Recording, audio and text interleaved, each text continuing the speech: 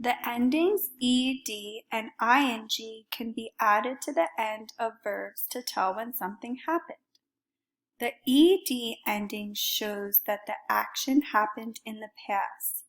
For example, tinker, adding ed would make the word tinkered. This is something that would happen in the past. The ing ending may mean the action is happening or it will happen. Tinker plus ing is tinkering. This is either happening now in the present or will happen in the future. Let's look at some examples. Blame.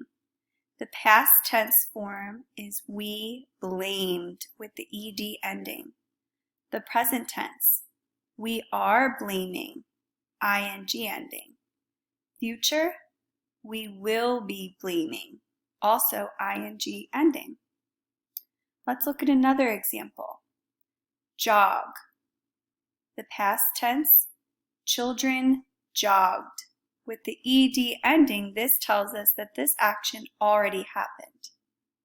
The present, children are jogging.